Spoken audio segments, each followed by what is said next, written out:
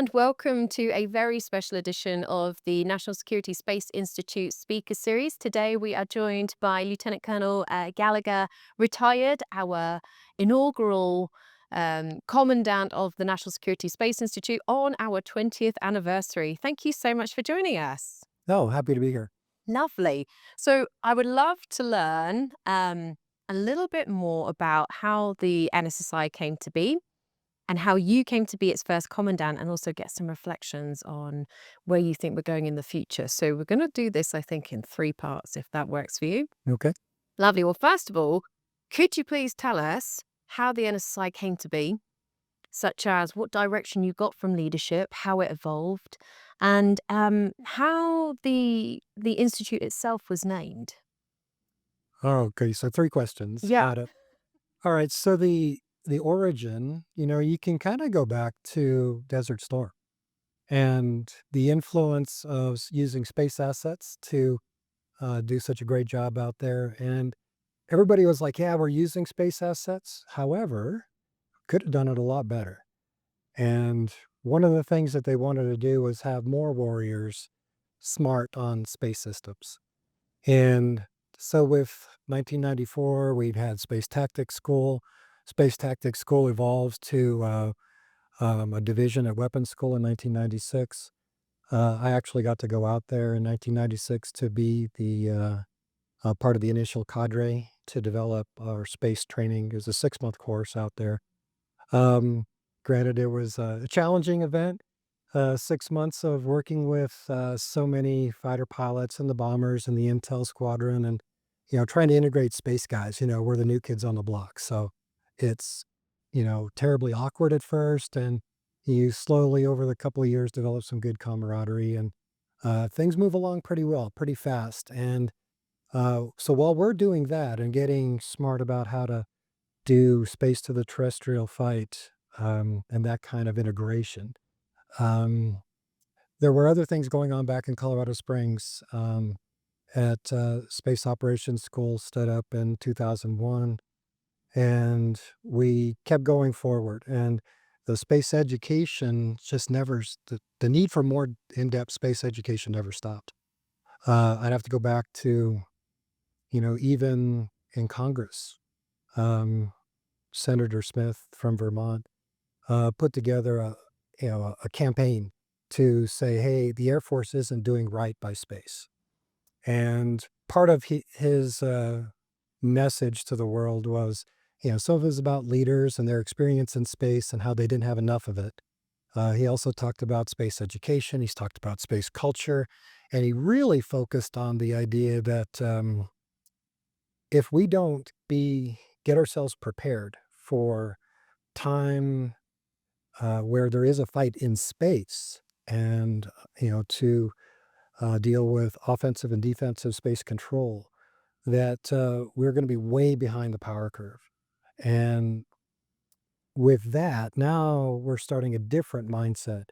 And Space Operations School is still training everybody on the basics of space operations, orbital mechanics, and everything like that. Um, then the next idea was the Space Commission came out. And the Space Commission, um, let's see, would have been Secretary of Defense Donald Rumsfeld, sponsored this or pushed a bunch of really smart guys. We can look up the list of names. I'm not going to try to go through all the leaders that were involved, but they pushed out a very lengthy report, and everybody was very taken aback by where the Air Force is with respect to space professional development, to include little concepts like if you're a fighter pilot or you're a submariner, you might spend your entire career dealing with that weapon system. And in space, it wasn't like that. And so the true depth of understanding and depth of knowledge on how to squeeze the most capability out of our weapon systems, we weren't there. We just weren't there. And so whether it was the leadership not understanding how space systems work, or the young troops coming up through um, through their careers, they just weren't getting the right amount of education. So then General Lord in 2004, after the um, Rumsfeld report came out, he decided that it would be awesome to designate space professional development as the number one priority for 2004. And from there, we started talking about the next education facility or the next education schoolhouse. And Space Operations School wasn't going to be enough. It needed to be bigger. And we needed to make all of our space professionals come through courses. And they were going to become credentialed space professionals. And they changed the badges. And so you to get a certain badge, you had to have the right education at the right time in your career to continue to move forward. So at first it was National Security Space Institute. No, it wasn't. It was National Space University was the name of it. And then there was National Space Institute, National Space Academy, Starfleet Academy, if you guys are Star Trek fans. There's a lot of names bantered around, and I'm working at the headquarters at the time, and I was pretty well aware of all the talk about, hey, this new school's going to stand up. Then they held the Vigilant Eagle board, and I got selected to be a commander, and um, and I find out I'm going to be in charge of Space Operations School, and which was going to be huge. Great opportunity for me, and I was really looking forward to it. And the the part that made it a little more awkward, though, was that um, it was going to become NSSI, National Security Space Institute. But there weren't any briefings with young Frank Gallagher to say, "Hey, you're gonna be the guy running this, and here's what we want you to do." So in terms of any guidance from the general officers, nothing other than what I gained through osmosis. And, one of the other things I'll have to mention is that the current staff at Space Operations School had already begun to turn the corner on what space professional development was gonna be. So when I walked in, it wasn't, like walking into nothing. There was already the development of Space 200. They were already moving forward with that. Many of the leaders that were running Space Operations School stayed with me through the first year of the transition, and they really made it possible. And from there, once I got my feet on the ground, it was all about getting organized and getting things moving in the right direction. And and the rest, I know you have more questions that are going to center on how we built it up, but that's basically the origin, the titling, and the information I got from senior leaders on how to do it. It's fascinating, and you're right, I do have many questions. Um, Probably the next one I'd love to understand a little bit more about was you talked about culture and you talked about space professionals, and we still use that term space professionals today. And we have a very encompassing view that it's anybody who works in the defense aspect of space, like trying to build out their education and their knowledge to go and complete their mission. Was that the same when you were standing up the NSSI? Like, who was your intended audience, and how did these sister services and other department agencies from defense like feature in that? Well, the initial target audience, and this I can kind of if I could quote some information from General Lord, who stood up our organization, we had this massive ceremony and brought in television cameras and everything. And, NSSI was born. And part of his speech, when he gave it, he addressed that it was going to be for all space professionals and it was going to include all the sister services. So all of the folks that were operating space systems or using products from space systems could come to the course and get a really good understanding of how it all works together. Um, it wasn't like that at first, right? You still have to go coerce Army, Navy, Marine Corps leadership to allow some of their experts to come join our staff and help build courseware. But it didn't take any time at all to start having their people come in and sit through the courses. So we had two avenues, right? So we getting people to come in to be students, and then a harder development path to have them join us as part of the instructor staff. Were they excited to be part of the instructor staff when you did convince them that this was a good place to be? I would say the Army was ecstatic. They had a very strong FA-40 career field, and their use of space systems was enormous. The Navy were very independent minded on how they were going to, go it on their own, and they didn't need our help. But after, more work, I'm sure was going on at the general officer level, but eventually we did get staff members on the team to be part of our leadership in the front office. And of course, that what followed after that was more and more participation in the classroom. And I'm sure, you guys were just briefing me a little while ago that the maritime, space operations is a big deal, and uh, courses being developed and experts coming in to teach stuff from a Navy perspective is front and center. So it took a while. It wasn't easy, but we got there. So, can you tell me a little bit more about your faculty? Because today our faculty is very contractor heavy. They certainly outweigh us from a military and government side. Probably about 80 contractors to about 20 military and government staff. What was it like when you first stood up NSSI? Was it a similar mix, similar ratio?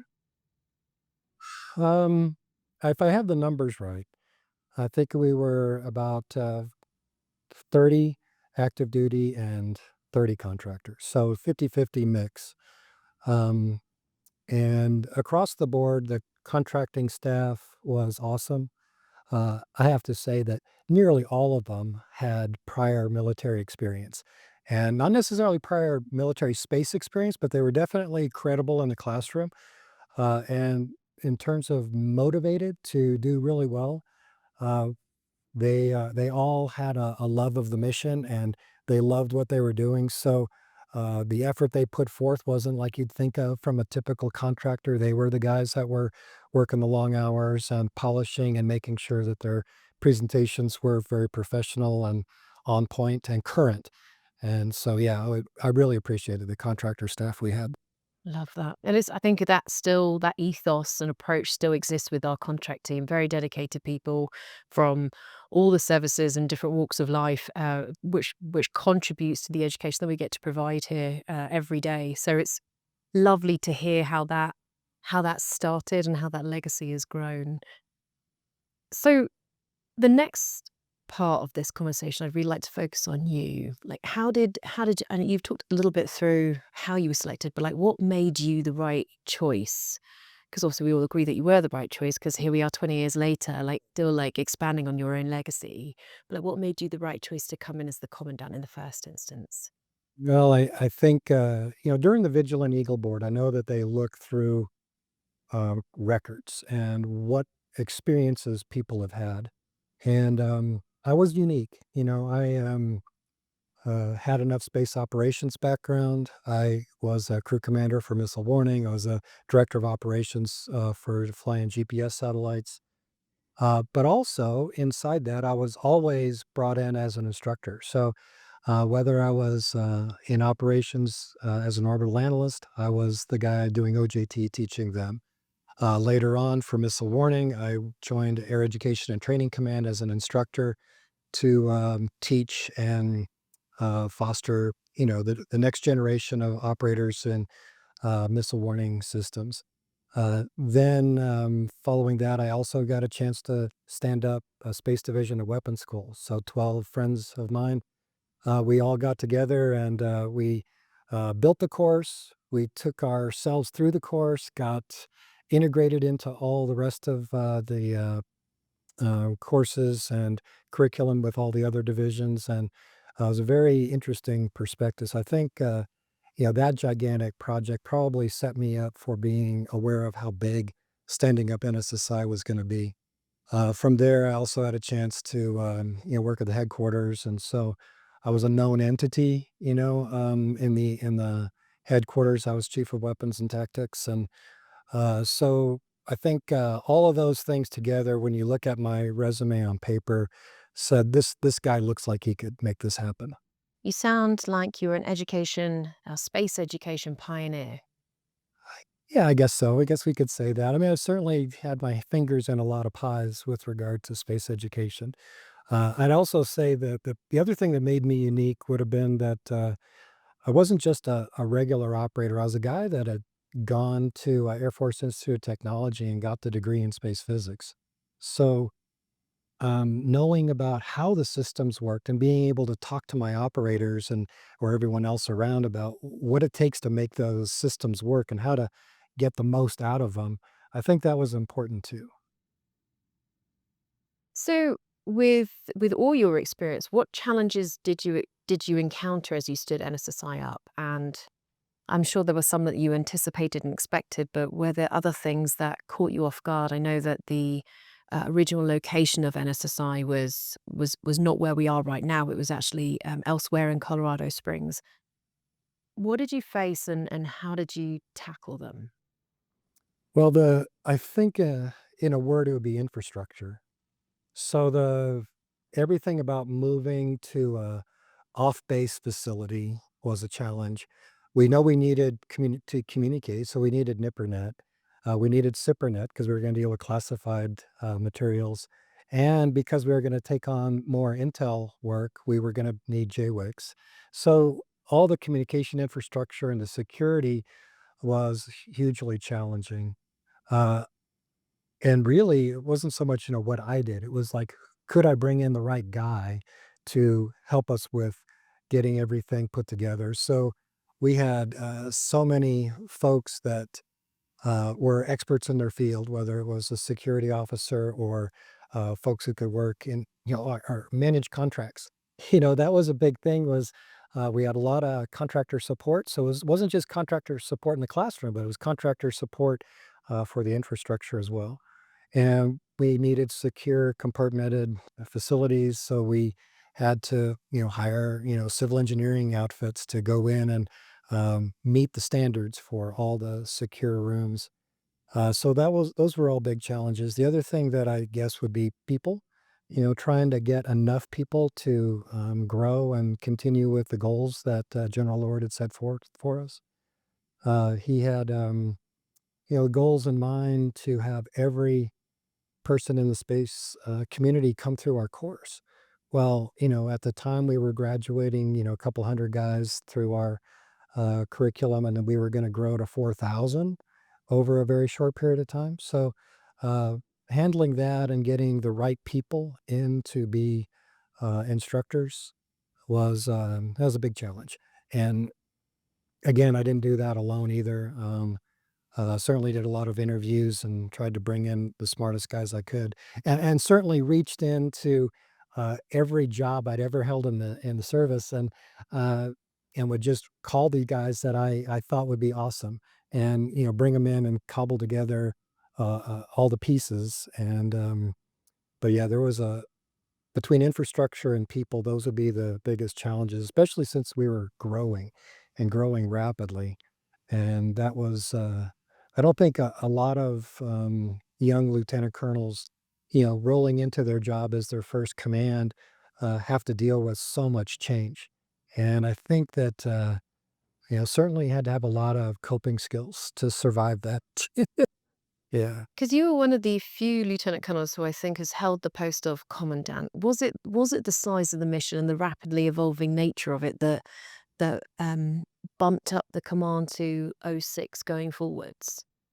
Right. So the transition to go from a '05 position as a regular squadron commander to becoming a '06 position, I think that really centered on the idea that it was big. We had not just one school, we grew to 3 schools, so we tripled in size.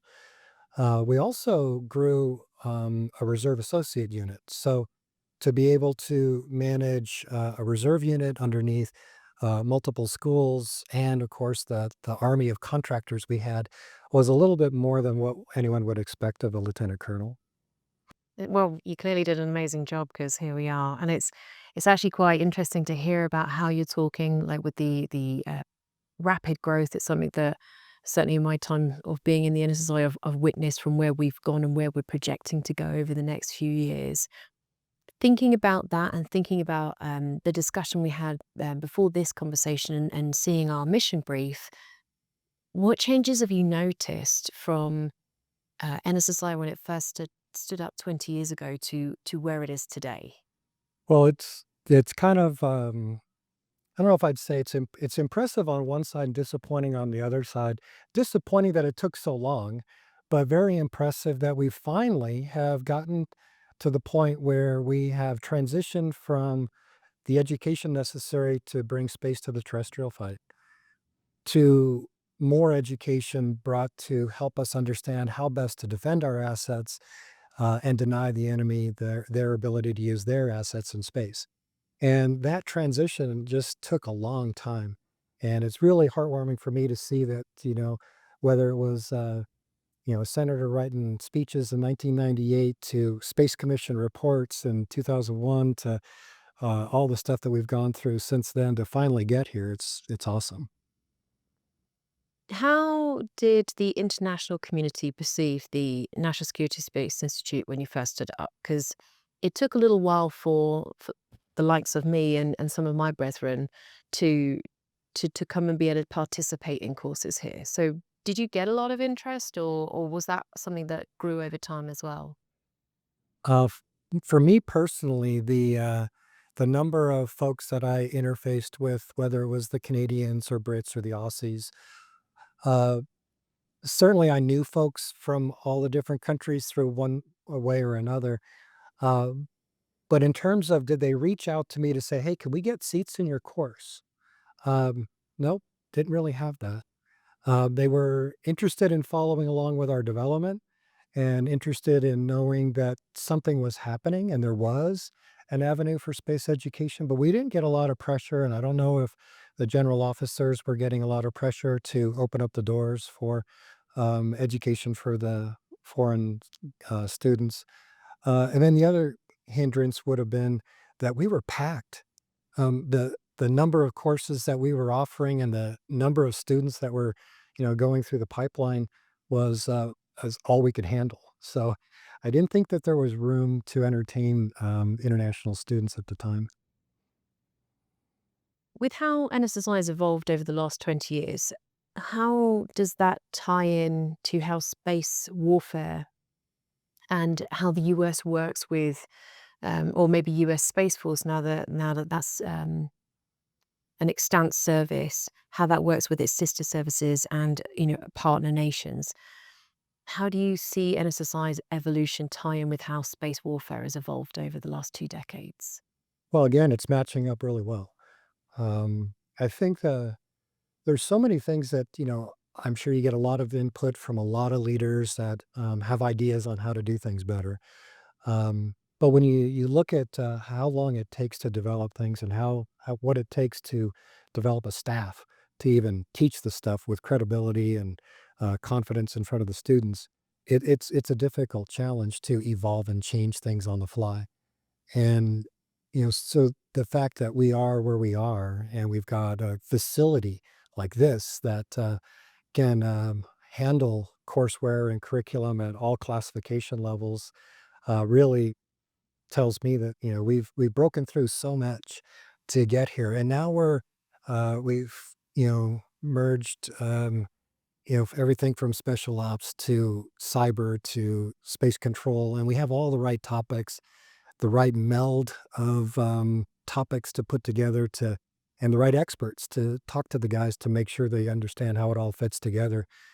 And, I I think we're so on track. We're matching up with what the mission needs, and, I think, NSSI's got a really strong place in, Space Force.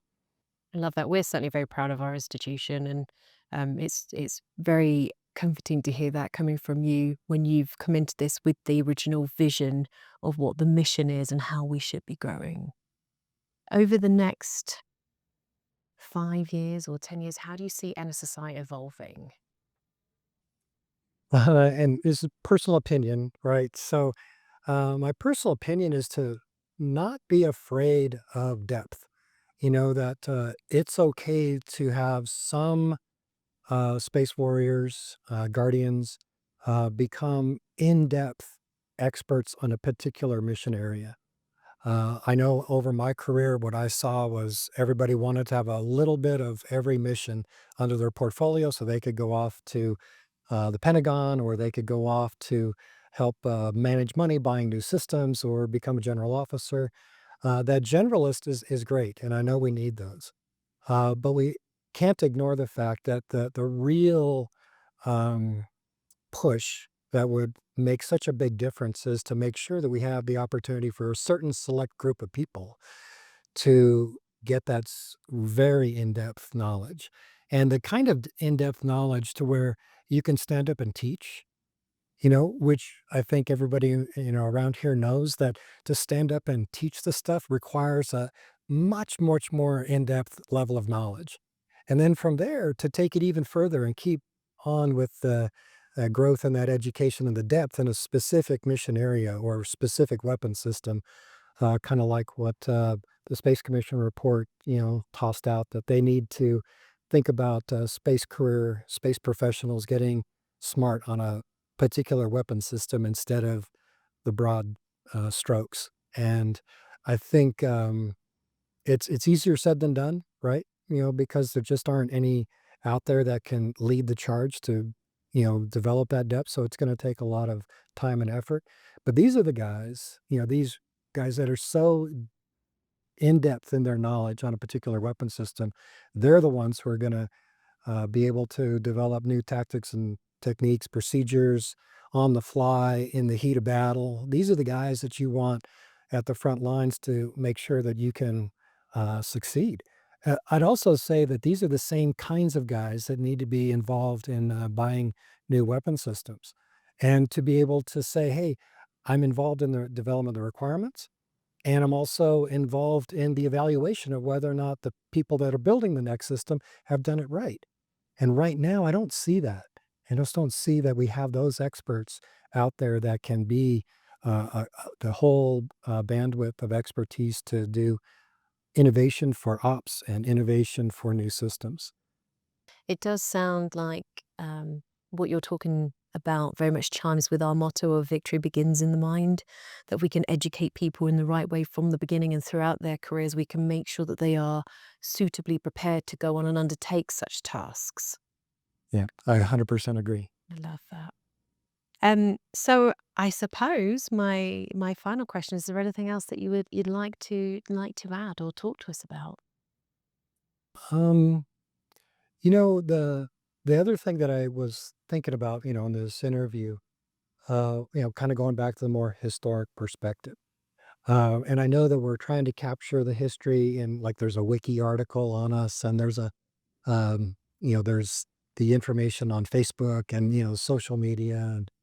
And so if there was a way to really, set up another interview or more time with the staff to go over all the contributions of the key players and, get their names out there from a historic perspective. I think that'd be an interesting undertaking. So if you got a history officer, I'd be happy to talk to him. I think that's a wonderful idea. I'm sure that we can work that out because I think that'd be a really fascinating way to capture our heritage and where we've come from, and then look at that going forwards and recognize the good work of everybody involved, including yourself. So thank you so much for taking the time to talk to us today. I hope that we've done you proud in delivering the mission that you stood up 20 years ago, and continue to be involved with how we progress in the future. Oh, and thanks for the opportunity. Really appreciate it. It's my pleasure. Thank you.